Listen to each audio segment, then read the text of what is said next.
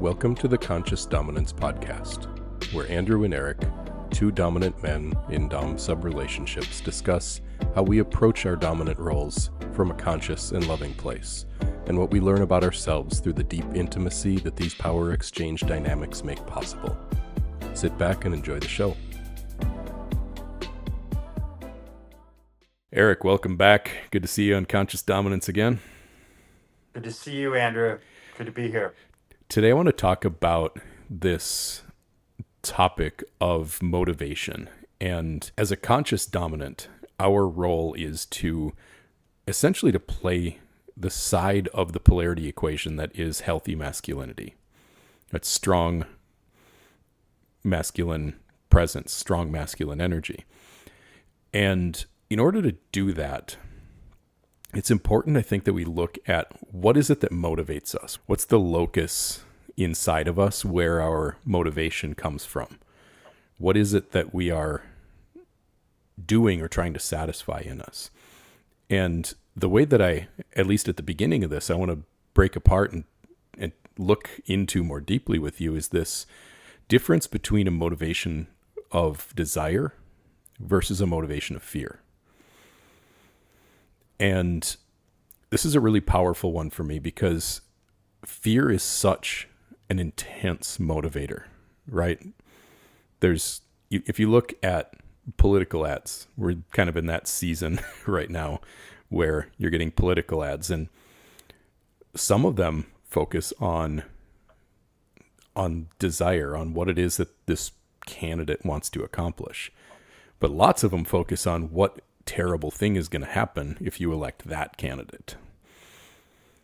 So fear can be such a powerful motivating factor for us in trying to avoid the things that we don't want, in trying to not have bad outcomes, in order to try to make things,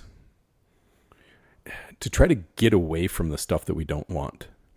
And my approach to this is that if we're focusing on the stuff that we don't want, if we're afraid in our motivations, in the way that we are living our lives, in the way that we're leading in relationship, that we're focused on the wrong thing.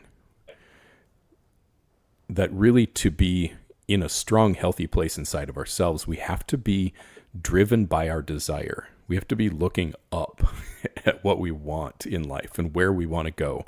And what is it that we want to achieve and accomplish? What is it that we are trying to do with this whole thing? Why are we even in this role? Are we just trying to, example, are we trying to avoid feelings we don't want to feel from her? And if that's the case, then dominance can come out as control and as limitation and forcefulness. Or are we do we desire the best relationship we can have? And in that case, dominance can come out like guidance and leadership and healthy structure and order. So for me, I always try to focus on where is it that I can lead from desire? What do I want versus what do I not want? Mm-hmm.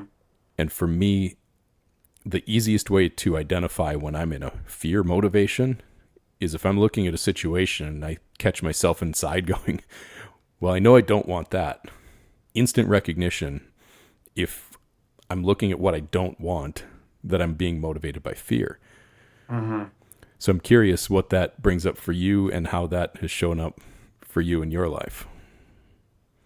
Yeah, when you put it, you spoke about it at first and you mentioned desire versus fear. It wasn't obvious to me thinking it necessarily as a motivating tool, that would be the kind of concept that's right behind it. And I think that's a really important, just that realization that when we have fear, if we recognize fear inside of us, we're literally going to be motivated by that fear. And that when we can recognize that whatever energy we're feeling inside of us, the emotions that we're having that are unconscious, those become motivating frequencies. And if they're negative, we want less of them. So we're trying to avoid them, or we're trying to create a situation where we can have less of it. And what often happens is we end up having more of it because we're so bent on not having the thing that we draw more of the thing. Fear begets fear, it sort of increases it. Whereas if we're in, whether we want to call it desire, or I also think of it, another word that I like with desire is in a awareness that is tilted towards something that's pleasing. Like it's not necessarily like, because when you have desire, it's almost like you're the one driving that, trying to get that thing to you.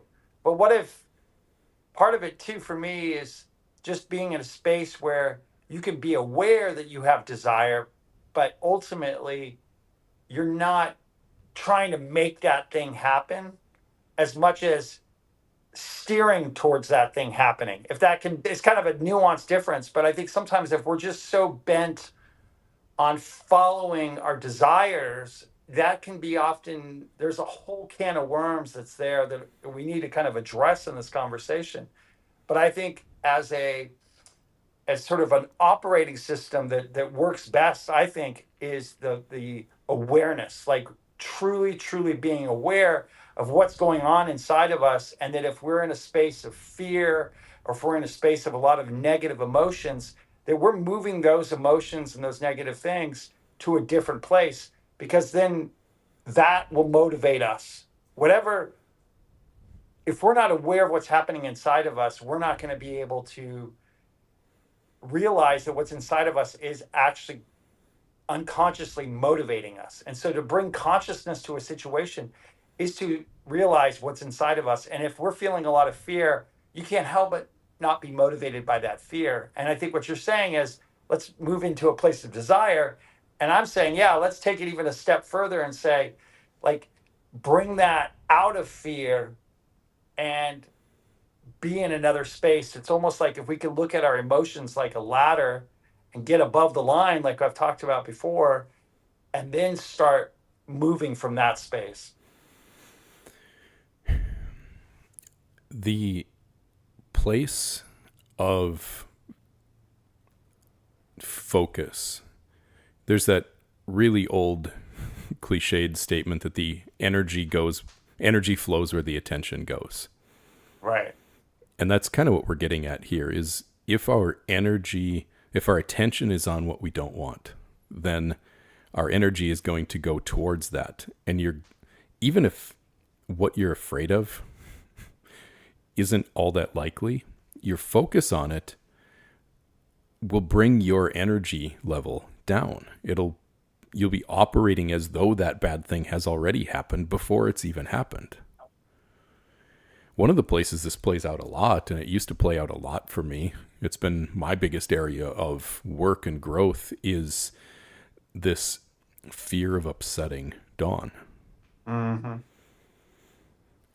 So if I'm in a fear of upsetting her, if I'm in fear of making her mad, if I'm in fear of her getting triggered or shutting down or whatever, now everything I do to approach her is in the frame of my fear. It's about the least fucking dominant energy you can be in.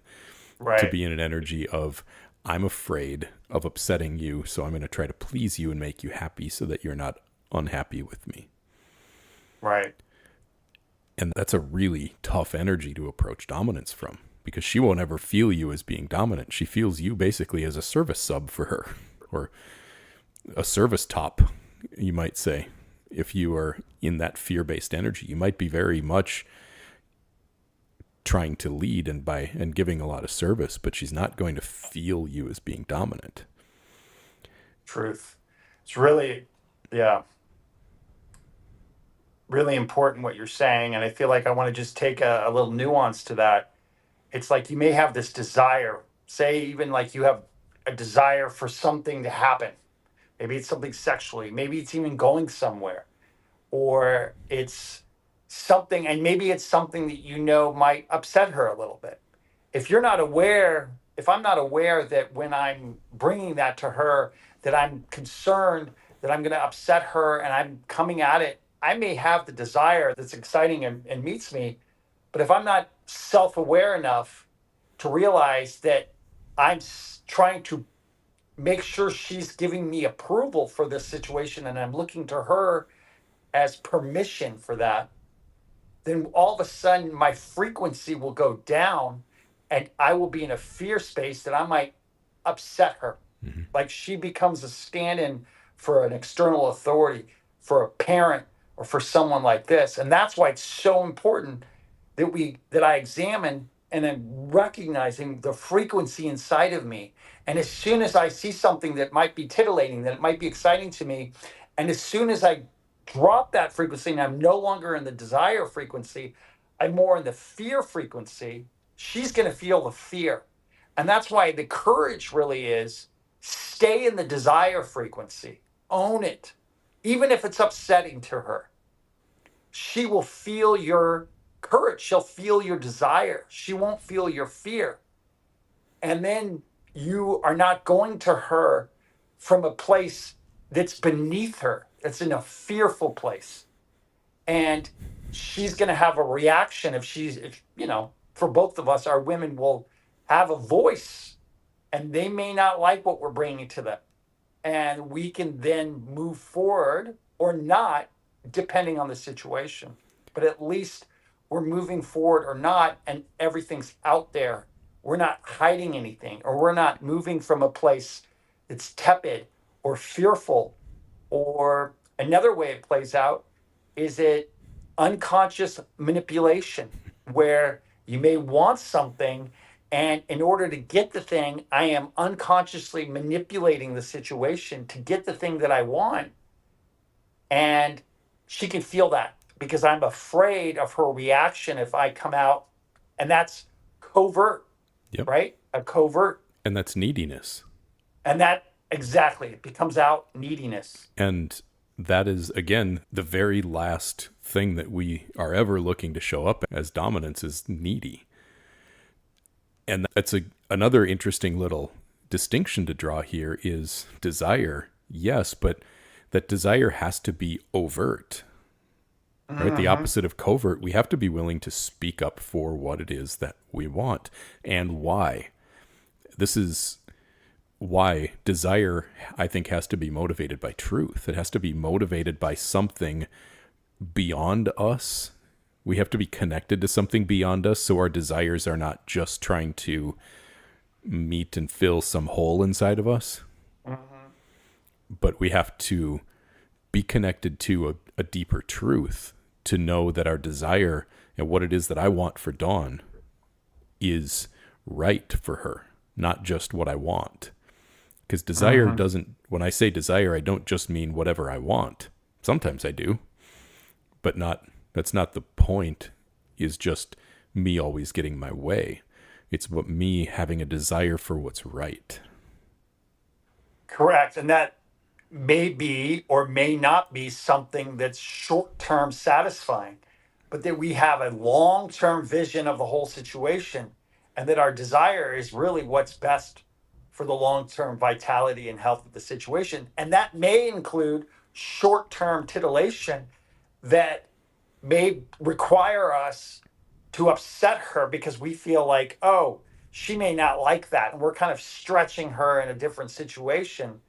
But it's far worse to be covert about it or to hide it or to take that desire somewhere else and hide it from her and come to her in a false kind of way. And I feel like this is one of those things that I feel for me has been a big growing curve for myself, especially around other women, around sexuality, things like this.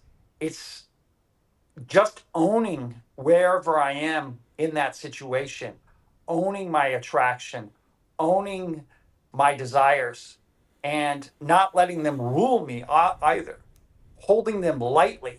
I'm not addicted to that. And I'm not someone who has to go and have them meet or satiated. But if they're in me and I don't own them and I'm not able to navigate them with alacrity, then she's going to feel that and she's going to feel that I'm hiding something. And navigating that whole world has been one where she's called me out and she's said, hey, I see you feeling things and desiring things that you're not owning.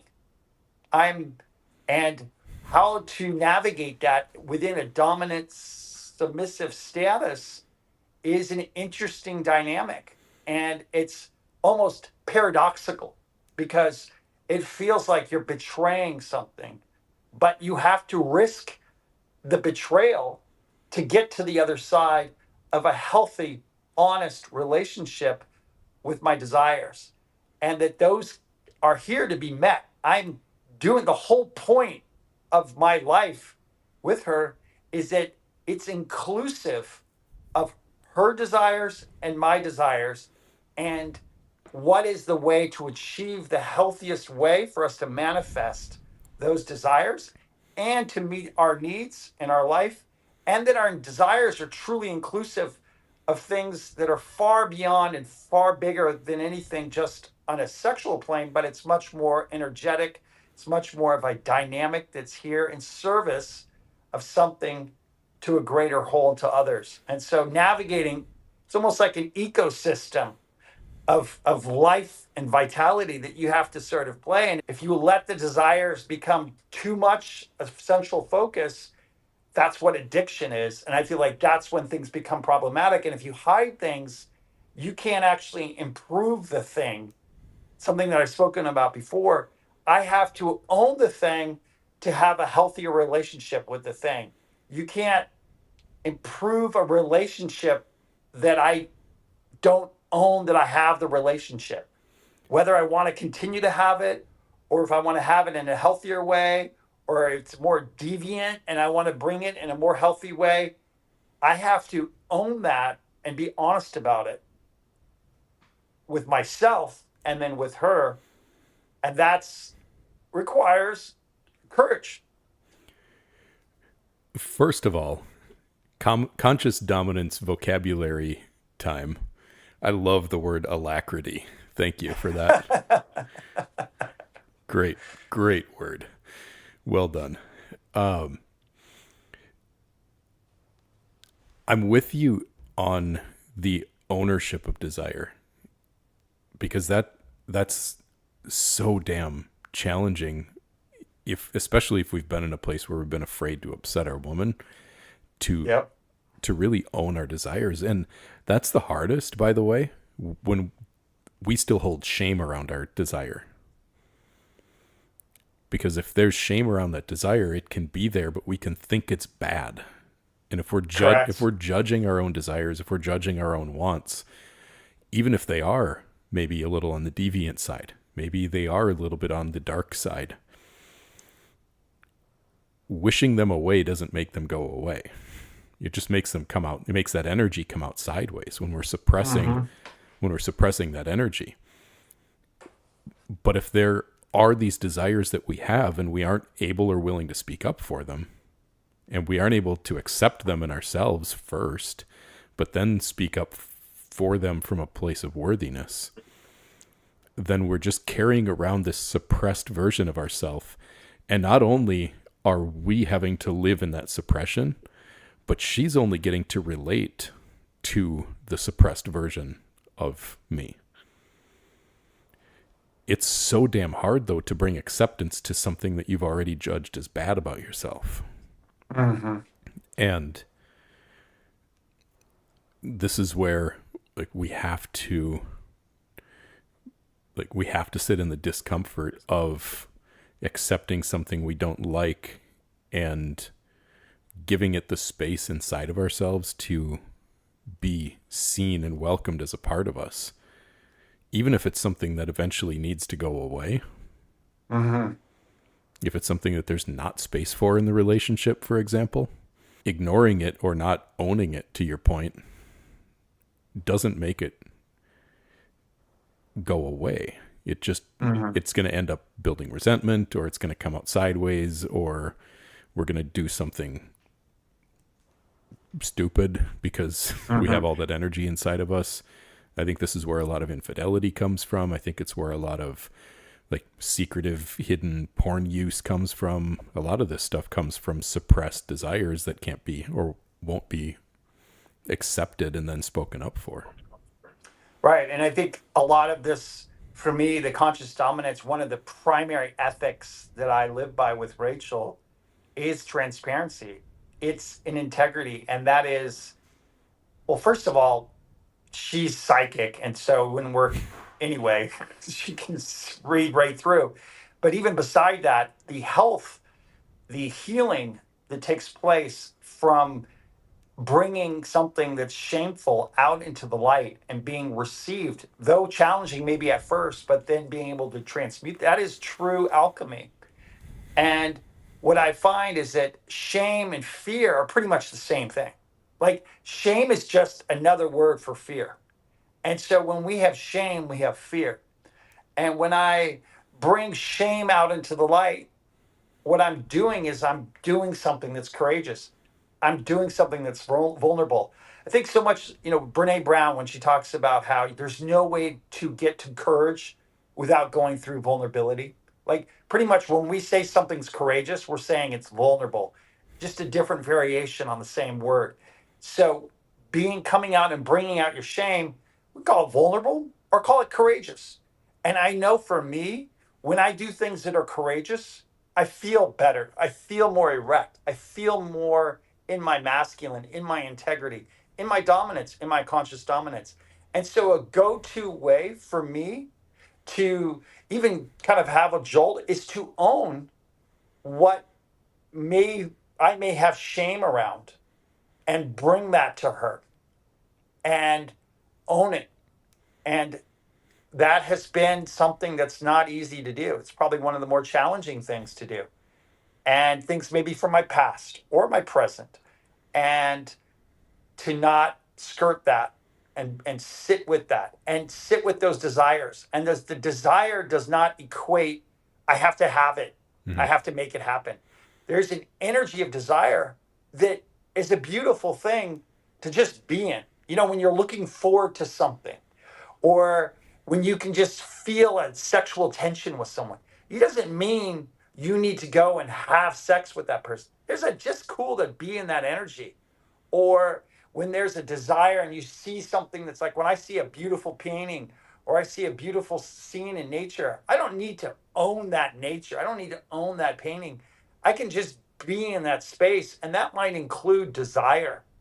And I think Rachel's done an incredible job with me of just allowing myself to be in a space of desire, and that a frequency of desire can be our day.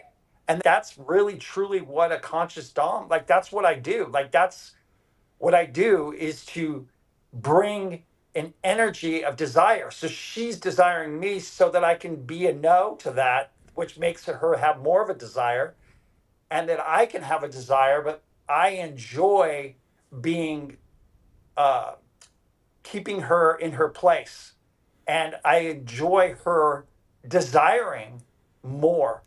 And in order to do that, it requires me to own and be transparent about my entire field, so she can trust me in my integrity. Desire is so magnetic, Right. and it's magnetic. I think it's charisma when a man is filled Mm-hmm. with desire, but he has control of it. Oh yeah. And I really think it's magnetic when a woman is full of desire and is maybe even a little bit out of control of it. Well, that's why you need to be her. You. That's why I feel like the relationship has a dominant and a Hmm. submissive, and she's loyal to you, and that's why the dynamic works because you want her to feel in control, but you want her loyalty and her intent, her fidelity is to you. And so, and then as soon as you allow it, then boom, it's on. Where she, with me, she's not the one keeping me in check. I'm keeping me in Hmm. check. Yeah. And Like you can't she can contain trust that. her. You can't be her containment if you can't first be your own containment. Exactly. But you got to feel, but she wants to feel that you have desire, that you're lit up, that you're, but you have your sword sheathed. Yep. It's that idea of blessed are the meek. I remember Jordan Peterson talking about that with the Beatitudes, and it was a different translation. He said, blessed are the meek, for they shall inherit the earth. Mistranslation is blessed are those that can, use their sword, but keeps it in check. Yeah. And that's the same thing with desire. It's blessed are those who have their desire, but knows when to wield it and not wield it. You mentioned fear being and shame being kind of the same thing. Another thing that I think is very similar is the energy of fear and anxiety.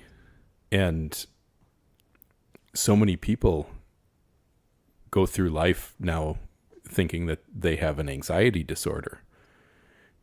And really, to me, anxiety is just owning, like creating an identity out of something that you're afraid of.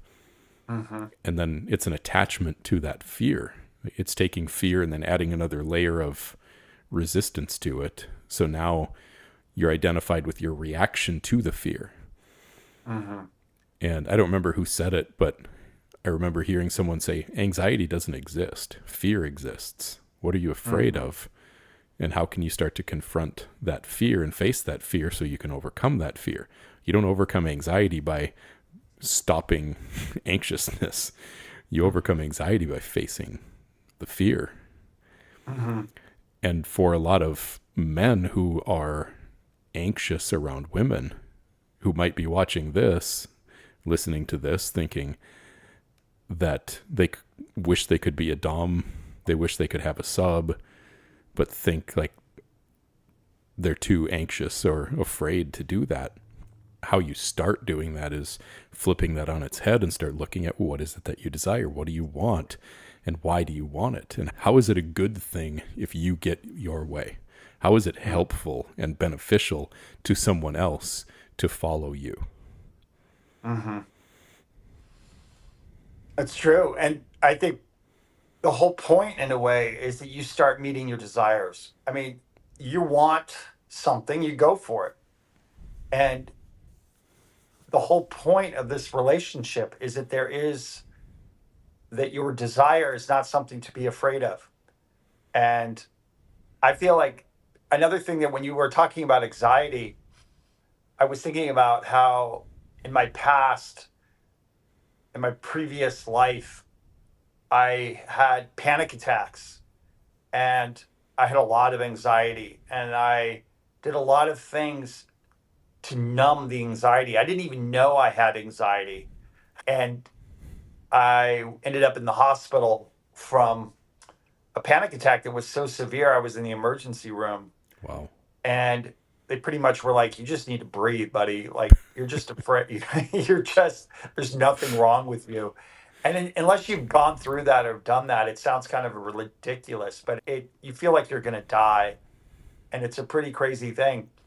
But my way out of it was actually by getting rid of all the things that were numbing me, all the things that were actually keeping the anxiety at bay, but were also keeping me from feeling the things I actually needed to start feeling and I needed to start addressing in my life.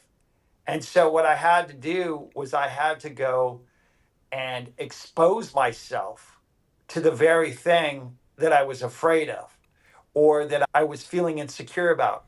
And I love that phrase, exposure therapy. And it doesn't mean you just run headlong into it.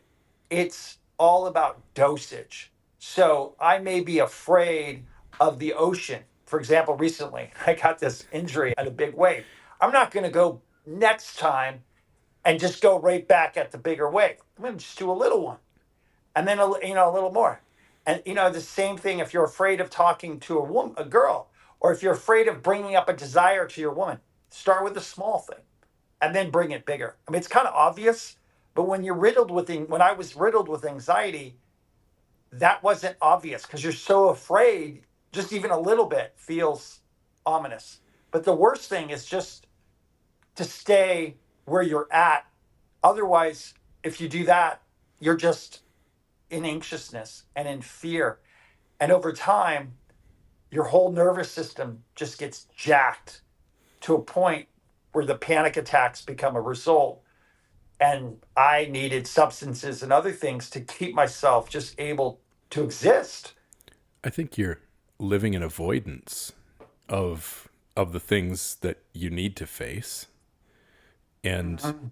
when you're living in avoidance, and the harder you try to avoid something, and the more that you've convinced yourself that you're afraid of it and that bad things are going to happen, and you start looking for more evidence of that fear, and you start seeing it because you're looking for it, and you start Mhm. expecting it.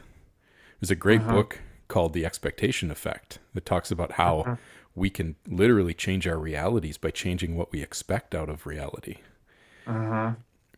But the more that we're focused on what we don't want, bringing this back around, the more that we're focused on fear, the more that we're paying attention to avoidance and trying to get away from the things we don't want or numbing ourselves to it. I think that's where panic attacks and anxiety attacks and these kinds of things can really kick in, because if we've tried so damn hard to avoid something and then we're faced with it and we can't get away from it, we're going to freak the fuck out. Yeah. And what's so interesting is the more that I've done this, the less and less I'm afraid of anything. Like, I just don't have fear much anymore. I go out into the world and in situations that used to be kind of scary, and I'm not scared. There's very few things that really frighten me. Uh, and that's been through really looking at the parts of me that were afraid, excuse me, that were afraid, that seemed like were inside of me. The things that we're most afraid of, we're afraid that the world might see that we're insecure or that we're inadequate or that we are worthless. What's our core wound that's underneath everything? That's the thing that's the scariest thing for people to witness. And the more that I've allowed people to see the parts of me that I'm the most afraid to let them see, and then I show up again and I do a little better and a little better and a little better and a little better, you're not afraid anymore. Feels like You're you could just do anything exactly. because you can, and you start to build that belief in yourself and that trust in yourself. It's true. I think about this in terms of the concept of masculine frame. The For anybody who maybe doesn't understand this concept of frame, the any social interaction is always being led by someone, and that someone is who has the strongest belief in themselves and in the reality in which they're living. Everyone else will conform to the reality of the person who is has the strongest sense of self and belief in themselves. And if we're focused on fear, and if we're living in fear, and we're living in avoidance, and we are afraid, we have a very weak frame. We're going to be very easily drawn into, for example, the frame of a woman that we're with, giving her what she wants, because if she knows what she wants, then we can please her. Well, we've also then put her in the leadership position in that connection, because now she's telling us what to do. Mm-hmm. And if you're with a woman who wants to be submissive, she doesn't want to be the one in charge of telling you what to do. Mm-hmm. So we have to be able to hold the frame of an interaction, which means that we have to build that sense of strength and that sense of self-confidence so that she can settle inside of your frame. I talk Mm-hmm. about this in our relationship like the walled garden, where my whole existence is like a big walled garden for Dawn to play in. Mm-hmm. And my goal is, and my objective in my life is to be the best that I can be, to improve myself in every area in that I can possibly improve myself, to be the best that I can be, so that she can be held within my consciousness. She can be held within my leadership, within my structure. And that can be so big and so expansive that she can play in it and never run out of space to be all of who she wants to be. But she can always still be protected by me, held by me, led by me, provided for by me. And this happens sometimes where she goes through a period of growth where she blows a hole in one of those walls, and all of a sudden she's out here like, I'm freaking out, I'm uncontained. And that's a call for me to not to like drag her back, Then I'm Right. like the crab in a bucket. The crabs try to climb out of the bucket, the other crab pulls it back down in. But that's a call for me to grow and expand myself to be able to hold this new part of her. So true. That's so true. And I think a lot of it, how I feel is this is why I can't be a control. If I'm thinking that I'm controlling her or I'm telling her what to do, the conscious dominance is not telling her what to do. It's not controlling her. It's much more like the strength card in tarot. Something that I'm interested is the tarot. And when you see that strength card, it's a woman with a lion, and she's able to be and hold this powerful lion and tame that lion, but it's not to suppress the lion. Again, it goes back to like the horse whisperer. It goes back to this idea that you can become at one with her. You join her energy in a way, and then you lead it. And the container is expansive, and the container becomes something that's in the frame.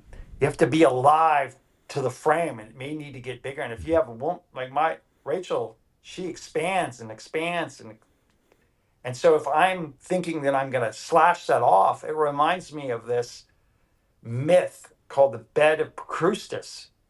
And the bed of Procrustes was a Procrustes had a bed, and when you got into the bed, he would chop off your feet to fit into the bed. And a lot of dudes, they chop off the feet of their women to fit into the bed of their frame.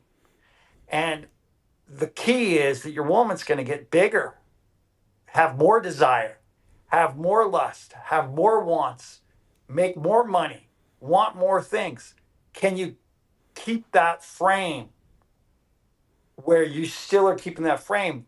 I have to be in harmony with something that's beyond myself. It can't be about my little petty desires. My desire is truly to be in service with like a greater harmony. Call it God or oneness or something.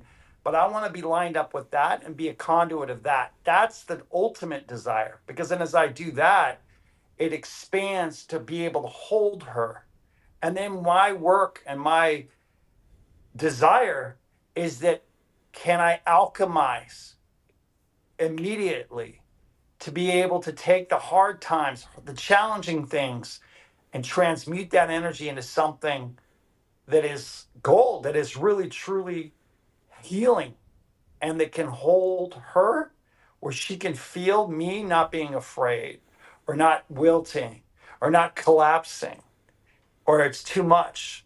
Can I stay there and just let it be? And not necessarily am I going to go by her whims. I'm not going to do all the things she wants. I'm not going to be led by that. And it's a kind of a nuance. Am I allowing the space for her to be in this while at the same time maintaining my frame? It's a paradox Yeah. because you're allowing her to be in that, not controlling it. But I think another way of thinking about it is I think of it as like being the authority, being the author of it. You you hit on a really important point, I think, here, that the desires that we hold, like I said earlier too, they have to be in alignment with truth. They have to be in connection to something beyond us so that we can lead her in a way that isn't just based in whims. But at the same time, those smaller desires, those things that feel like whims, they can hold the seeds of truth. Yep. And that's where bringing acceptance to them is important. We can't just pretend like our desires don't matter. But it brings up another topic here that I think is an important piece of this whole conversation is, in some ways, it's kind of the optimist versus the pessimist approach, right? If we are holding a pessimistic energy, if we're holding a negative energy, if we're looking down versus looking up, we're going to bring an entirely different kind of strength to the relationship if we can be looking up. If we can be in a space of what I call admiration versus pity. And the way that I talk about this, I think people relate to each other in one of two ways, either admiration or pity. They're either relating to each other based on what they admire or appreciate about each other, or they're relating to each other based on how they feel bad for each other. Mm. And when you start looking at relationships in this way, you'll see that a lot of the fundamental incompatibilities that some people have is when one person is relating to the other in admiration, in looking up to them, or in encouraging them, or wanting the best for them, or seeing and saying what they appreciate, gratitude, these higher consciousness sorts of energies.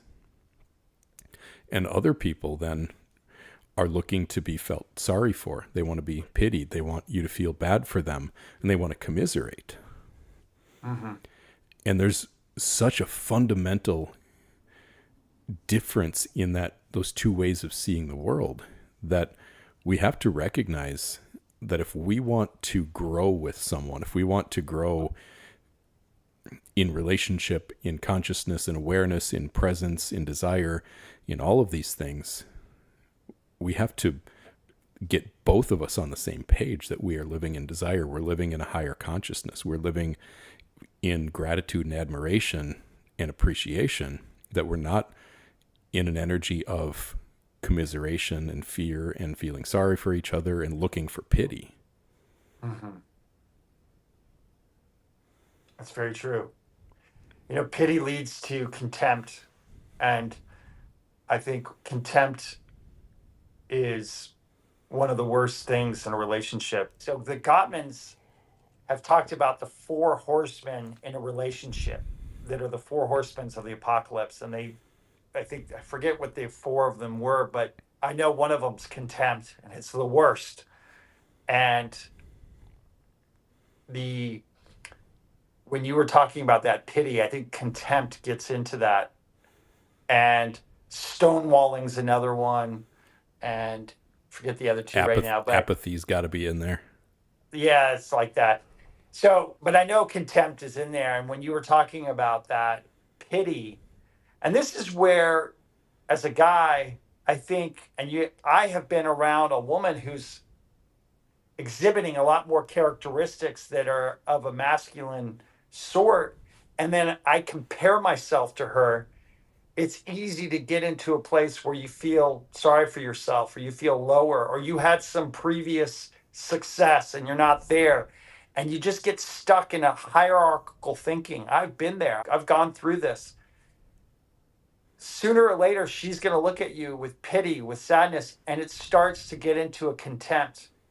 This is where growth mindset has to be foundational and fundamental. But growth is not necessarily always linear.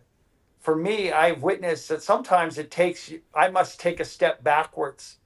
I might need to go to a new career. I may need to go to learn a skill. There's something where you might have to go down in the totem to go back up. Having the courage to do that, working on myself, working on my emotions, a woman will see that and she will respect that. And a key way for that to always be able to meet my woman is that if I am doing the work on my inner work, that's the psychological and the emotional terrain, and I'm able to not get triggered and all the things we've talked about before, and I'm able to own my desires, and I'm able to navigate with alacrity, she can feel that, so that no matter what I'm going through, I'm not bringing all that to her. I have found that it's a very lonely process.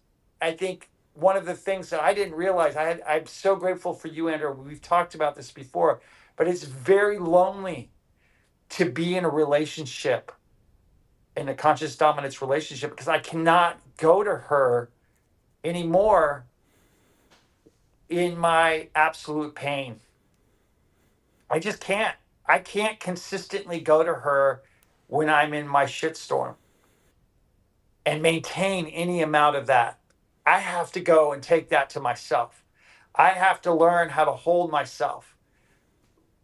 Lately, my greatest comforting and therapy is nature. I literally I go out into the woods. I sit with the rock. I sit with it. I cry. I feel. I move through things. I feel the earth. holding me and comforting me. And there's great power when I start to have a relationship with the earth. I really start to feel like the mother energy. I start to feel this comforting, nurturing nature energy. And once you can vibe on that, you don't need your woman to provide that for you. That's the true power. That's the true dominance. The desire then is then I want to be of service to her. I don't want her to satiate and be need. I don't come to her needy. I come with an overflow to her because I'm able to comfort myself on my own and find ways to do that and take care of myself. Yeah. And then, for me, that's being able to be in an inner strength and Correct. being able to be solid enough that I can be connected to that deeper truth. I can be connected to that bigger picture of where it is that I want to lead her Correct. and why. This is why I tell Dom sub couples all the time, you have to have values for your relationship. You have to know what they are. You have to write them down. You have to have a vision for what it is that you're doing. What's the purpose of this whole thing? It's if you don't have a purpose, you're going to lose any sort of directionality. And that falls on the dominant. We have to be the initiator and the one creating the direction. So we need a vision. We need to have a code of conduct. We need to have rules. We need to have rituals. We need to apply structure to this relationship, because then when we have that structure and we know what it is that we're doing, that we're trying to create, and we can be and stay in a place of strength, then we can stay connected to what it is that we're doing. Why are we doing all of this? What's the whole point of taking all of this damn responsibility, of going through all of this inner turmoil and sorting ourselves out and grounding ourselves and coming into a place of higher consciousness? It's so that we can lead her and be strong enough to hold ourselves together and her together when she inevitably gets triggered as fuck, because it is triggering to be out of control. That's why we get triggered. We feel out of control. It's why we get emotional, because we feel out of control. So submission is inherently going to be upsetting. It's going to be emotional. It's going to be triggering. It's going to challenge every single part of her. It's true. And I think that's really well said. And I think one thing that Rachel's really helped me to see is how much desire and trigger and all the emotionality that's in that flux is a feminine energy and if I'm uncomfortable with it in myself, then I'm uncomfortable with it in her. The degree to which I can find comfort and I can be comforting to myself and I can hold myself is the degree that I can hold her. And so if I can't handle my emotional fluctuation, I can't handle my own desires, I can't handle my own triggers, how am I going to handle hers? So I have to go and handle that. And the way to handle it isn't to suppress it, isn't to not feel it, isn't to lack the desires. Literally the opposite. Let's turn that dial up, see what I can do with that immensity of that passion and that ribald nature. And there's another word. Great word. You got the vocabulary on fire today. I like it. So it's a full moon today, right? So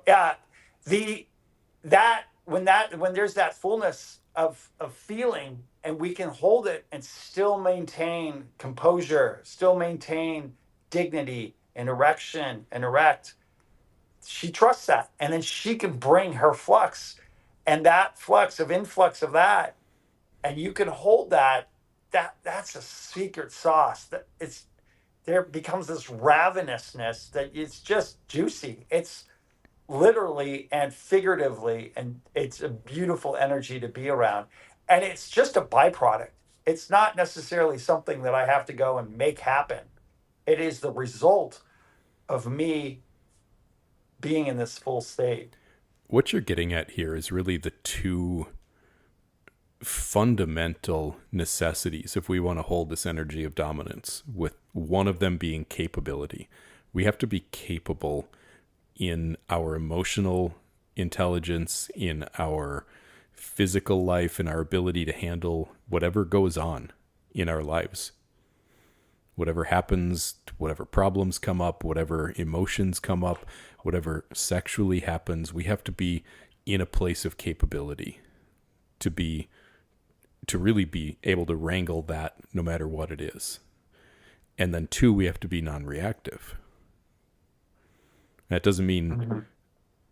I guess it can kind of seem stoic, but not stoic in a cold way, Mhm. non-reactive in a warm way, just where we aren't being upset by her. I've called this before being untriggerable, but a different way of saying that is just non-reactive. To Mhm. And these two things go together because being Right. capable is how we can be non-reactive because we don't. And non-reactive, another way of saying is keeping that sword sheathed. It's the capacity to have the desire, to have all the feelings, but not react. I mean, I think what I found too is really interesting is that when we're feeling really sad or really scared, it's actually literally very similar to feeling really turned on and really excited and really aroused. And both of those energies, if we aren't able to navigate them with alacrity, with a sense of dominion, then they rule us. So you have to find that sort of middle way, which doesn't mean staying out of these places. It means like bringing that all together. And then there becomes this power force and this energy. And that's the true artist. That's the true craft of consciousness. This is what it is to be an artist of this energy. And then you walk in and the spaciousness, it actually enlivens and it turns on people around you. You want to be a walking turn on. So people in your presence are more aroused. That's not through being repressed, it's the opposite. But that turn on, you're in control. They feel safe. You're not going to wittingly do anything about it. Yeah. And I think that you've made this point before about how, like, the greatest fear is being seen as incompetent, to have your incompetence kind of put on display, right? To have other people see and know that you don't know what you're doing or that you can't handle this situation. Or your woman seeing that. Yeah, especially that. And the only way that we ever get to competence is by recognizing our incompetence. You talked about that on a recent episode Right. too.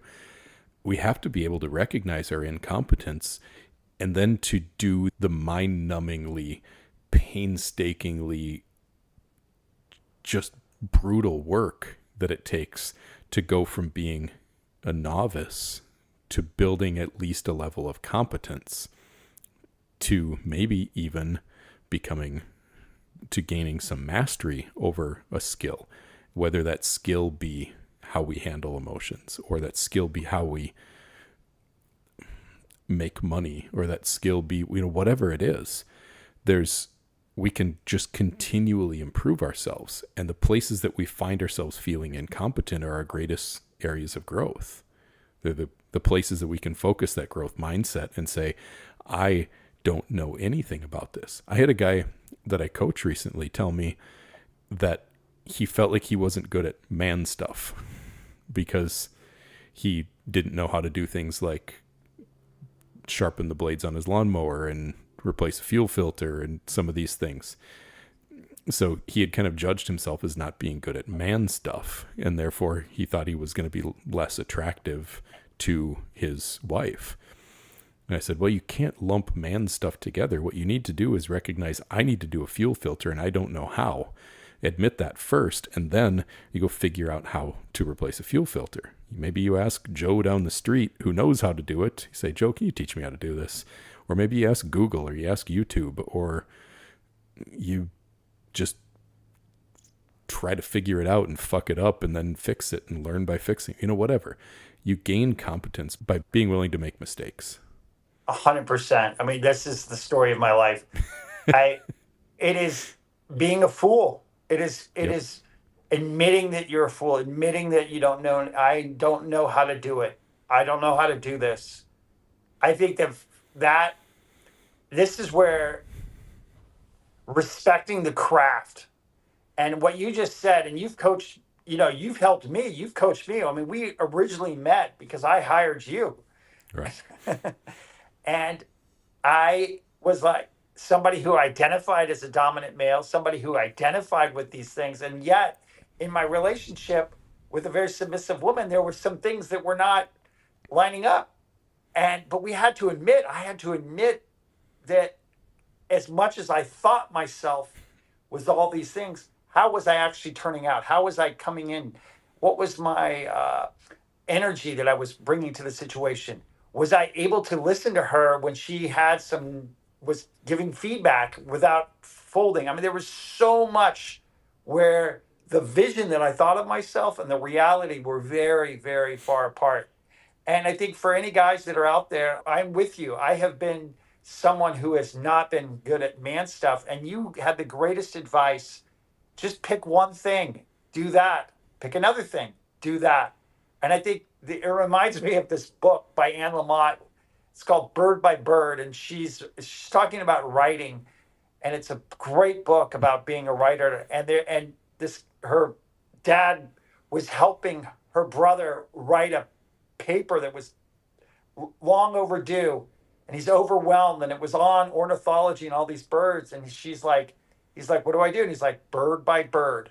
And I always think about that, bird by bird. It's just like, take one task, do that. There's got to be this guy's got to be good at something, so go and get good at something else, one thing, and then you go and you do the next thing. It's one thing, and then do the next thing. And I think about that so much with Rachel. It's like, is there one part of my life that I can show more skill in? Can I bring a craft to that?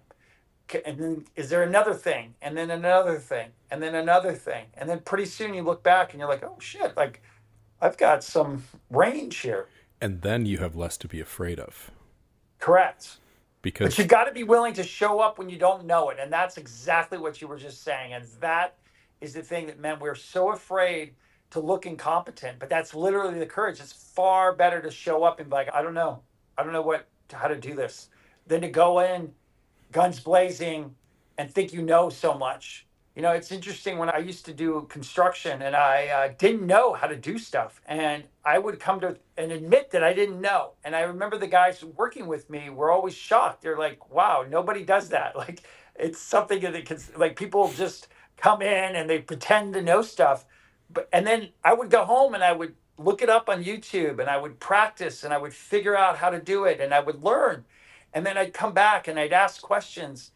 And within a couple of years, I was actually having my own company and doing my own thing. But it came from humility. It came from a place where I admitted that I didn't know. And it was interesting is that the guys that I would hire that came in thinking they knew so much were always the guys that knew the least and were so in their performance of sort of this masculine bravado and I know it. And those are the guys that are, it's dangerous. It's literally dangerous to have them yeah, around you because you can't trust that what they're doing and it's not helpful.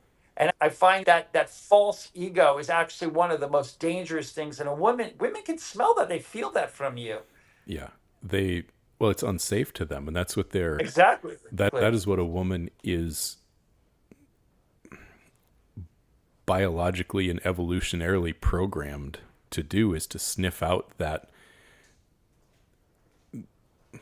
false sense of strength in men and to poke it and to try to take it down, because if they're going to be around that man is not going to be able to keep her safe, because he's going to be so focused on making sure that he's not wrong, to making sure Yes. that he's able to hold up that ego. And Correct. I think it's a great place to kind of wrap this up, is what that shows about you is the willingness to go into all of these different situations. It's one of the things coming back to this admiration versus pity, one of the things I admire about you is your ability to continually challenge yourself and the desire to be better, the desire to grow, the desire to expand and to learn what you don't know, and then to put that into practice and then build on it. It's such an admirable trait in a human being. And it's one of the things that I love about you, brother. So, Well, I thank you, Andrew. I appreciate hearing that. And I see your example of showing up to a craft continually with excellence. That's something that I am desiring more of in my life. And so I just being with you is helps me to move forward towards more and more of an excellence and more where I am wanting to put myself out there more and more. So thank you for that. And thank you for having me. And thank you for all of you that are listening for showing up. Love the comments, love the emails, love the feedback. So appreciate everyone who's out there. Thank you. Yeah, I'll echo all of that. The comments we get from people on this podcast are just beautiful and heartwarming, and they mean a lot to us. So thank you to everyone who listens. And thank you, Eric. We'll see you next time. Thank you.